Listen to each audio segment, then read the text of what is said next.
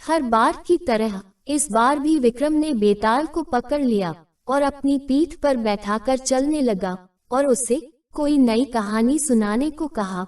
और हर बार की तरह ही बेताल ने विक्रम को कहानी सुनाना शुरू किया। एक समय की बात है, किसी गांव में एक प्रसिद्ध पुजारी रहता था। शादी के काफी समय बाद पुजारी के यहाँ एक सुंदर बेटी ने जन्म लिया। पुजारी ने उसका नाम इंद्रावती रखा। जब बेटी बड़ी हुई तो पिता को उसकी शादी की चिंता होने लगी। एक बार 3 योग्य युवक पिता के पास आए और प्रत्येक ने उनसे बेटी का हाथ मांगा।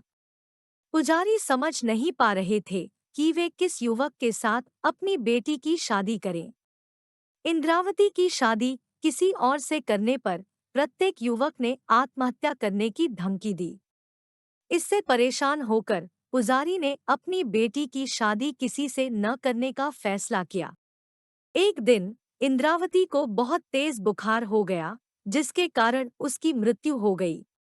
उन तीनों युवकों ने दुखी होकर इंद्रावती के शरीर का अंतिम संस्कार किया। उनमें से एक युवक ने वहीं रहने का फैसला किया और इंद्रावती की राख पर सो गया। दूसरा उसकी अस्थियां लेकर गंगा की ओर चला गया और तीसरा युवक तपस्वी बन गया और जंगल में भटकने लगा। एक दिन घूमते घूमते तीसरा युवक एक ब्राह्मण के घर पहुंचा। वो ब्राह्मण एक जादू की शक्ति और मृतक की राख से मरे हुए को जीवित करने में सक्षम था। इस जादू की विधि को उस ब्राह्मण ने एक पुस्तक में लिखकर सुरक्षित रखा था।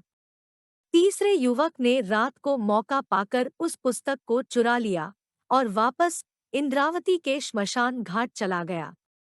दूसरा युवक गंगा से पवित्र जल लेकर लौट रहा था और पहला अभी भी राख पर सो रहा था।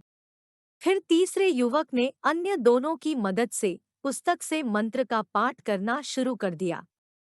जैसे ही मंत्रों का जाप खत्म हुआ, इंद्रावती पुनः जीवित हो गई। उसके जीवित होते ही वो तीनों फिर से लड़ने लगे कि वह किसकी पत्नी होगी, क्योंकि प्रत्येक युवक अपने आप को इंद्रावती के पुनः जीवित करने का मुख्य कारण होने का दावा कर रहा था।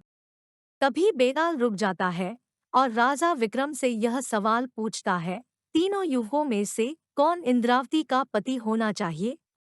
विक्रम ने बहुत सोच विचार कर उत्तर दिया और कहा, जिस व्यक्ति ने मंत्र पढ़कर उसे जीवन दिया, वह उसका निर्माता हो सकता है, यह उसका पिता हो सकता है।